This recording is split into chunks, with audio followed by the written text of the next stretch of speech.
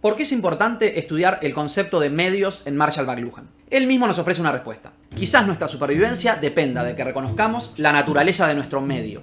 Coincidimos con Mac, de manera que el objetivo de este y de otros videos que van a seguir va a ser el de investigar los medios según la mirada de McLuhan y sus discípulos, o los llamados discípulos de McLuhan. Por si no saben quién es este señor, lo que les puedo decir a modo de introducción es que es un canadiense que estudió y enseñó los medios, que dijo una serie de cosas muy adelantadas para su tiempo. Podríamos decir que sus estudios se centraron en una forma de mirar el pasado para poder, en cierto sentido, entender nuestro futuro y prepararse para él. Y muchas de las previsiones que hizo desde la década del 50 hasta nuestros días, murió en 1980, se fueron verificando. Pero todo esto es demasiado resumido. Vamos a empezar a ser más precisos. Bueno, los libros que estoy usando para armar estos videos son La Galaxia Gutenberg, La Aldea Global y, por otro lado, Oralidad y Escritura de Walter Ong, que fue un discípulo, digamos, de McLuhan. Finalmente tengo una versión digital de Comprender los medios de comunicación, que también voy a utilizar, que quizás sea el libro más accesible de McLuhan. Es una buena selección de libros para empezar con el tema. De hecho, les dejo unos links de estos textos y algunos más abajo en la descripción y en un mensaje fijado por si les interesa, ¿no? Una lista con algunos links. Entonces, si les interesa estudiar el tema, yo les propongo este orden de lectura. Comprender los medios de comunicación, Oralidad y Escritura, La Galaxia Gutenberg y La Aldea Global. Sería una aproximación más o menos cronológica al problema a lo largo de la historia. Si lo leemos uno detrás de otro, vamos a ver que hay una suerte de continuidad. Todo gira alrededor de un centro, y el centro, como se podrán imaginar, está en el medio. Una última aclaración sobre el tema es que los libros de Mac están escritos de una manera muy especial. Lo admirable en ellos es que la forma en que están presentados y estructurados replica el contenido de lo que se está presentando. No quiero adelantarme mucho, pero cuando ellos hablan de una transformación de nuestros modos de expresión a causa de la tecnología, se adopta un estilo que parece imitar esas formas del porvenir. Es decir, uno puede estudiar el tema de McLuhan mirando lo que McLuhan dice, pero también mirando cómo lo dice. ¿Y cómo es la forma? Podemos hablar, por ejemplo, de una escritura en mosaico o de un desarrollo no lineal de sus argumentos. McLuhan muestra desde muy temprano su preferencia por algunos autores excéntricos, como por ejemplo James Joyce. Y quizás de ahí saca estas ideas, ¿no? Su primer escrito importante, de hecho, es un trabajo sobre el escritor Thomas Nash. Nash con E al final. Es un escritor del Renacimiento inglés, que es quizás el primer creador de este tipo de excentricidad en la lengua inglesa. Probablemente de esta tradición sacó algunas de las características de su estilo. Esto lo vamos a ver más en profundidad más adelante. Pero un detalle que puedo adelantarles es que muchas veces él utiliza pequeñas fórmulas, como aforismos, en los que se condensan reflexiones más complejas y que parecen a menudo paradojales o controversiales. Y su aforismo o su fórmula más famosa es, como quizás ya sepan, el medio es el mensaje. Esa frase apareció por primera vez en el libro Comprender los medios de comunicación de 1964. Justamente vamos a empezar nuestra lectura por ese libro y vamos a explicar en profundidad su famosa fórmula. Pero lo vamos a hacer en un rato. Primero me gustaría ofrecerles algunos datos de la biografía de nuestro héroe. Herbert Marshall McLuhan, o McLuhan, nació en Edmonton, Alberta, y fue criado en Winnipeg, donde cursó sus primeros estudios universitarios, que curiosamente fueron de ingeniería. Después de esto, estudió literatura en Cambridge. Después de trabajar como profesor durante un tiempo en Canadá y Estados Unidos, se mudó a Toronto en 1946. Ahí permaneció durante el resto de su vida. A partir de los 50 empezó a dictar seminarios sobre comunicación y cultura, el tema que lo haría célebre. Su primer libro al respecto es The Mechanical Bride, La novia mecánica, de 1951. Es un estudio muy interesante sobre el efecto de la publicidad sobre la sociedad. A menudo se acusa a Mac de defender los aspectos más alienantes y estupidizantes de los nuevos medios, o de la tecnología en general. Esta acusación es, desde mi punto de vista, infundada y se basa, creo yo, en la pasión de nuestro autor por su tema y en cierto afán descriptivo, no prescriptivo. Mac nos da las herramientas para que nosotros mismos hagamos la necesaria crítica de los medios. Sin embargo, en La novia mecánica sí nos ofrece una vía de escape a esta sociedad del espectáculo que él vio nacer. Y lo hace con una pequeña analogía. En el cuento Un descenso al Maelstrom de Edgar Allan Poe, el protagonista se salva de una muerte segura en el mar gracias a su poder de análisis. Es decir, gracias a analizar el comportamiento del remolino y utilizar esta información a su favor. Básicamente, el marinero decide abandonar el barco y saltar al agua atado a un barril, de tal manera que el vórtex, el vértice, no lo traga, como sí hace con la embarcación. Él analiza y se da cuenta de que las cosas pesadas se van acercando al centro y recuerda haber visto, después de una tormenta así grande en donde se forman esos maelstroms, recuerda haber visto pequeños barriles o cosas que la marea los vuelve a traer sanos y salvos. Piensa que las cosas grandes son llevadas al fondo y destruidas, procesadas por el remolino, mientras que las cosas pequeñas salen a flote porque se van acercando hacia afuera del vértice.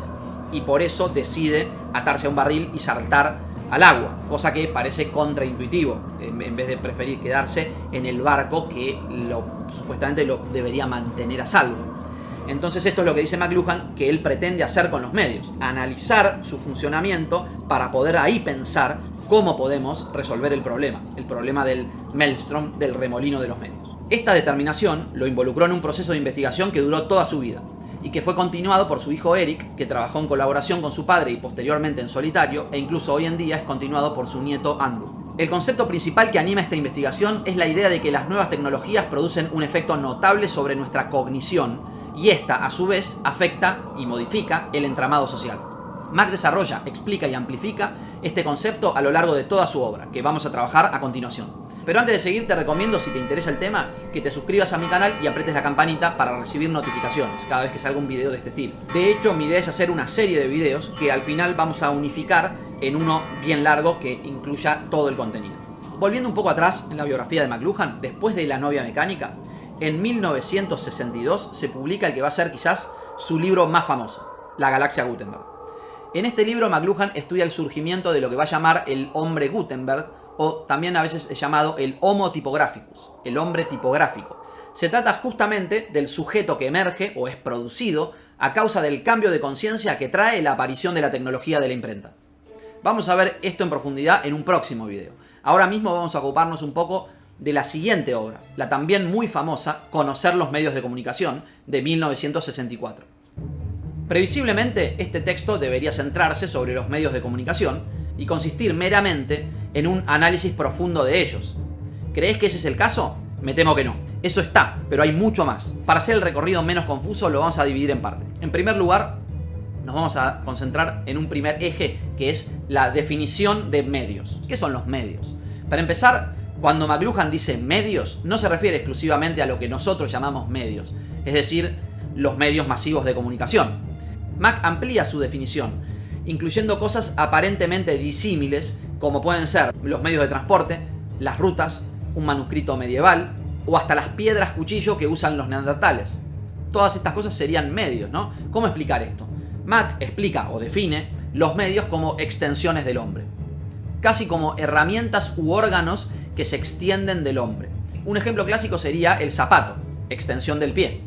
Pues el zapato es entonces, para McLuhan, un medio de comunicación, en tanto que extensión de las posibilidades del ser humano. Por otro lado, la ruta es una extensión del pie. O sea, hacemos las rutas para, por ejemplo, poder caminar de manera más segura, de manera más directa, más rápida, para no perdernos, por un montón de motivos. Está hecha para que podamos caminar por ciertos lugares donde antes no podíamos caminar o nos era más difícil caminar. Sirve al caminar más que al pie, aunque el pie es el órgano del caminar. El pie es una herramienta humana que funciona como una máquina que se conecta con otras máquinas, por ejemplo, el camino, y que están vinculadas a esta idea de el caminar. Ahora, este camino, si estuviera necesariamente ligado al pie, nunca podría haberse transformado en el camino que es hoy en día. Las autopistas, por ejemplo. No vamos a hablar de esto, pero quédense con esta idea porque la vamos a retomar cuando hablemos del supuesto determinismo de su teoría. Pero McLuhan dice algo más. Dice que estas extensiones del hombre, cuya forma concreta sería el dispositivo o el gadget, cuyos ejemplos son también diversos como el zapato que ya nombramos, un reloj, los anteojos, un sombrero helicóptero o un ansible, y cuya forma abstracta podríamos llamar técnica. El habla, la geometrización del espacio, las formas de navegación o de hacer un nudo, todas ellas podríamos decir son técnicas vinculadas a estas extensiones, ¿no? Y estas extensiones tienen un impacto muy fuerte en nuestro organismo y principalmente en nuestro cerebro. Y esto nos transforma. Por lo que podría decirse que el primer hombre que se puso un zapato ya era un cyborg. O al menos una forma precaria de cyborg.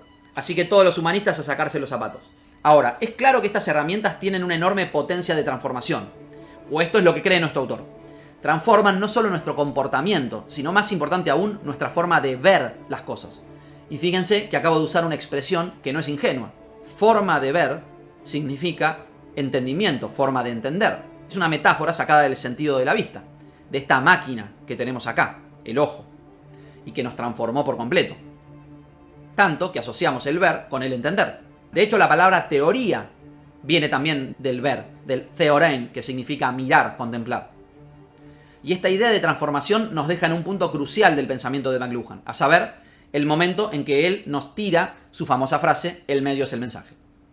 La fórmula, como se dijo, tiene un componente controversial, lo que nos instiga o nos obliga a indagar en ella, en vez de quedarnos con un entendimiento trivial del asunto. La manera más básica de acercarse a ella es considerando que el contenido de un medio, en la televisión sería, por ejemplo, un noticiero o una telenovela, el contenido del medio, es menos importante que el medio mismo, es decir, la televisión en sí, y lo que trae aparejado. Según esta mirada, que es válida, aunque quizás incompleta, lo importante para el análisis reside en el hecho de que las características del medio equivalen a la potencia de transformación de este medio. Tanto que, en comparación, el análisis del contenido es trivial, porque todo contenido está determinado por el medio mismo. Analizar los distintos géneros y la variedad de discursos televisivos es menos útil que analizar, como propone Mack, la experiencia misma del ver televisión, que es lo que verdaderamente cuenta para él, lo que verdaderamente nos afecta y transforma. Esto puede entenderse más con algunas tecnologías que nosotros mismos vimos nacer y cuyo efecto es muy claro y reciente. El caso, por ejemplo, de WhatsApp. No sé en qué momento estarán viendo este video, quizás sean perros cyborgs olfateando este contenido en el año 3000 y no sepan qué significa la palabra teléfono o qué significa la palabra o la frase WhatsApp.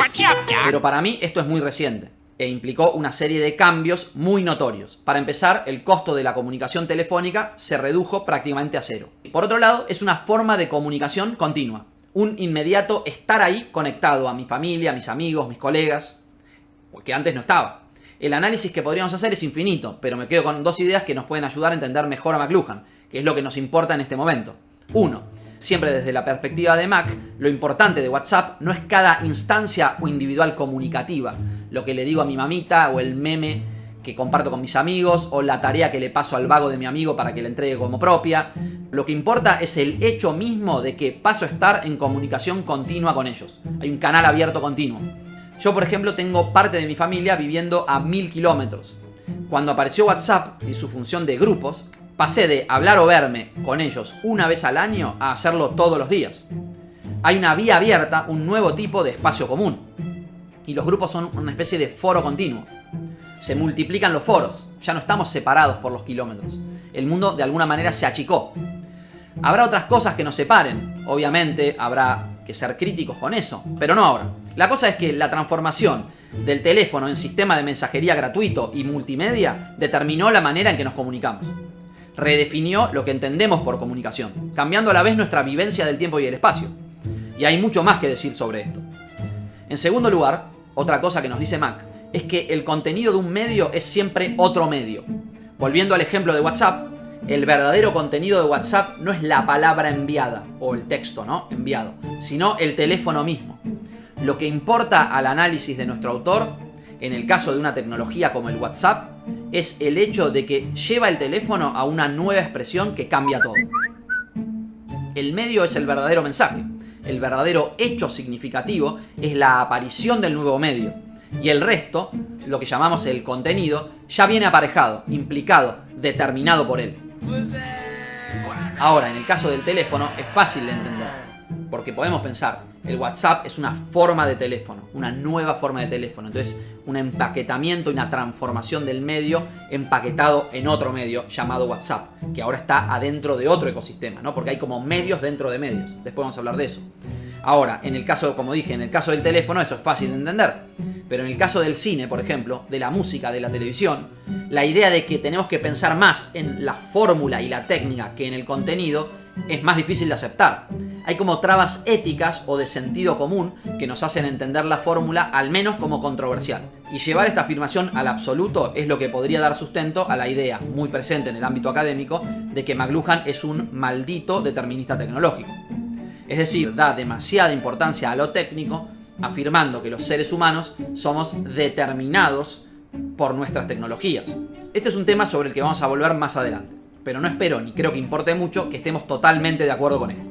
Habíamos dicho que los medios son extensiones del hombre, y McLuhan va más allá. Nos dice que estos medios, la implementación de nuevos medios, de nuevas extensiones, modifican nuestra forma de sentir, modifican nuestras percepciones, nuestros sentidos. Es formidable lo que dice. Leemos un libro con los ojos, pero los ojos tienen que estar especializados para poder hacerlo. De la misma manera que alguien que levanta pesas tiene que tener los músculos especializados, no precisamente yo. Hay hábitos que deben ser adoptados. Debemos ser capaces de recordar primero, de reconocer patrones, de escanear la hoja en una dirección determinada y de hacerlo de manera ágil. Debemos, finalmente, inhibir otros sentidos para poder concentrarnos y transportarnos dentro de la hoja. Debemos, en conclusión, habituarnos, adaptarnos al medio. Y esto nos transforma por entero.